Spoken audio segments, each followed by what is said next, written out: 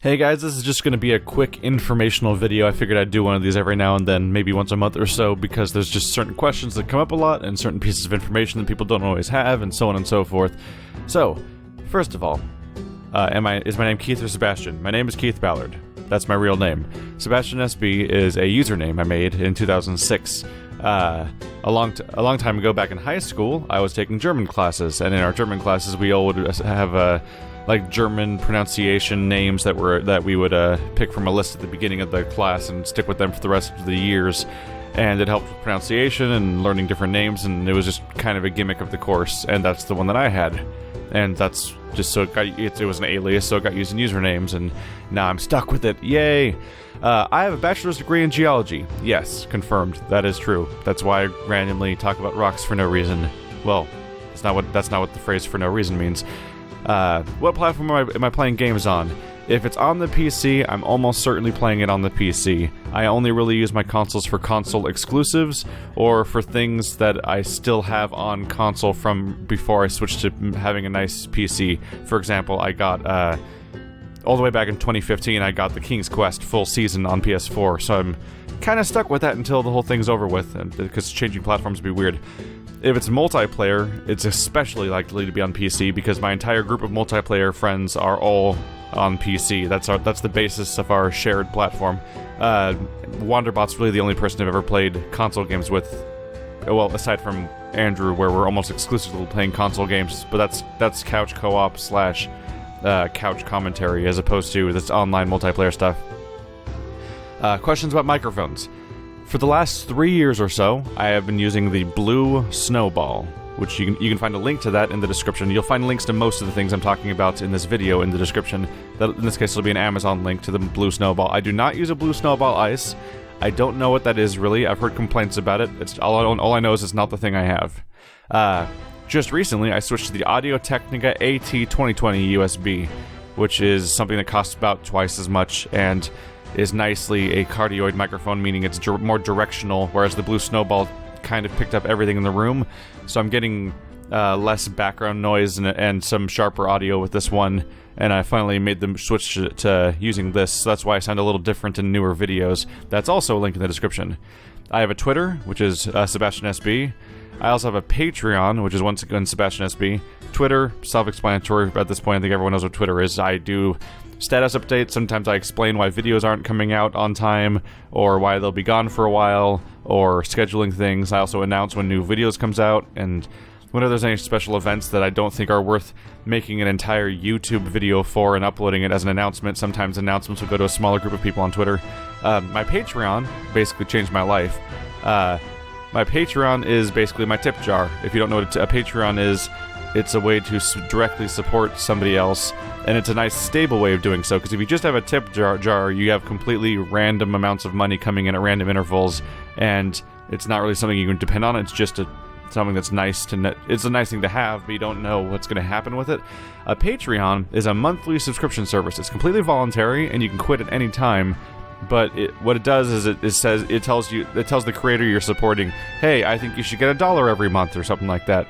And when a bunch of people are all giving you $1 every month, suddenly you have a nice, reliable income, and you can actually go full into the thing. And the fact that I'm able to be a full-time YouTuber when I only have like 26,000 subscribers is entirely made possible by my Patreon.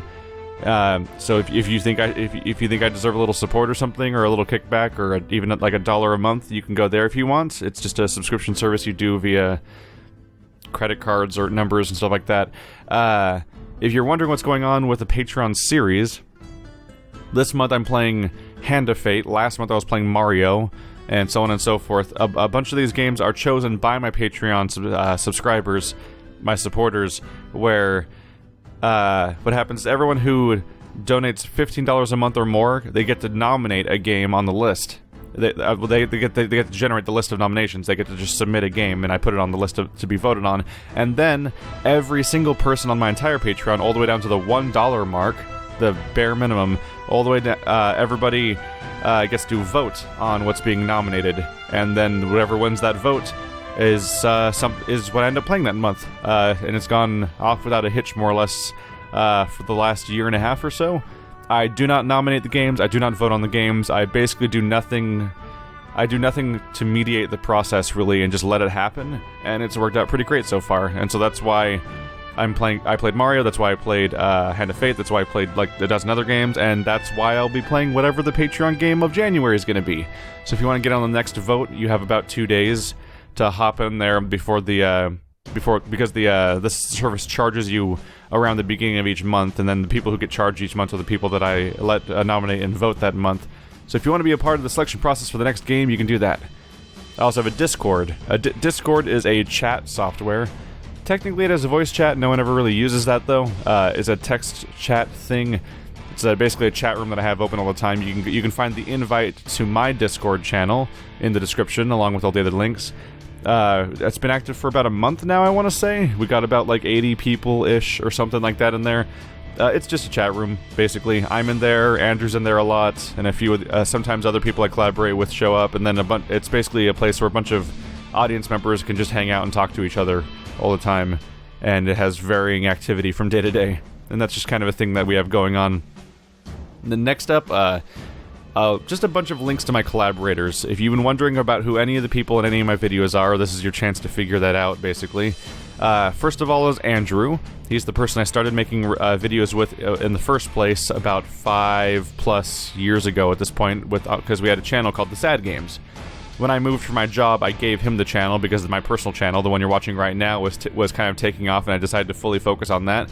But I am making videos with Andrew again because especially since I became full-time, I can now actually make the time to go visit him in a different town and record and everything. So that's why he's the person that you've seen me play Alone in the Dark and Sonic and a lot of other games, Perfect Dark and For Mother Russia Bleeds. But also, we have years and years of old recordings that are all over the internet, too. If you want to check him out, he's at youtube.com/thesadgames. I think it's technically, I think you have to type like /user/thesadgames. Link in the description. He's my longest time collaborator and a local friend. We used to live within a mile of each other until I moved. The other most common people you'll see in my collaborations are Wanderbot, Shell, and Birdcatcher. Those are the people you see whenever I play 4-player games, usually, like Borderlands. Those are the people you see in World of Warcraft, in that case Wanderbot and Shell only, not Birdcatcher. Those are the 3 people that you see in the podcast that we do. Wanderbot and Shell are both on Wanderbot's channel, because Shell does not have a personal channel, so you can go to Wanderbot on YouTube, the Wanderbots, because they were originally named for being a group channel. Birdcatcher is at Birdcatcher Games. I've made a video before kind of trying to promote him a little bit. And while Shell doesn't have her own YouTube channel, she does have a Twitter account, which you can follow, and that's where she posts a lot of her art as it's coming out. It's twitter.com/keeperofages, where I think she's just basically just painting every day.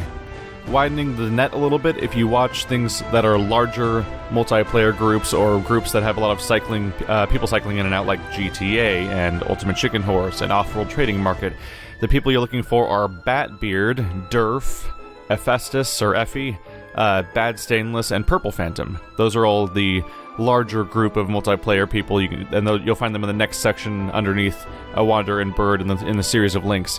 And then down the bottom, you got Bumpy McSquigums and Colonel RPG. Those are the 2 people I played Viking Squad with a few months ago at this point, I think.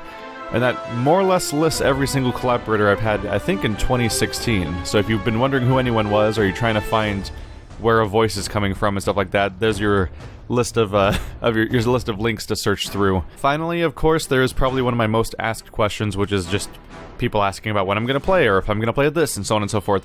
I'm always hesitant to answer this question because the answer's so unreliable, because making plans is hard, and games are long, and complications happen, and scheduling is always going awry. So I can never be entirely sure what's going to happen in the near future even, but my vague plans, or let's just call them goals, things to potentially look forward to, or maybe not, let's see. I want to get back to and play. Once I finish Dishonored 2, I want to go back and finish up all the DLC for Deus Ex: Mankind Divided that has been coming out over time. As far as follow-ups for current playthroughs go, I would like to do an alternate playthrough of Tyranny, across a different path. I would love to play a chaotic, murdery playthrough of Dishonored 2. In response to The Last Guardian, I'd like to play through Ico and Shadow of the Colossus at some point. Mass Effect Andromeda's coming out next year, so I very much want to play through the Mass Effect trilogy, including all of its DLC before that. That's something I plan on starting very soon, almost certainly. I want to play Portal Mel again, but this time on advanced mode with alternate maps. I want to play through The Walking Dead Season 1 and 2 so that I can catch up and start playing this new season that came out now.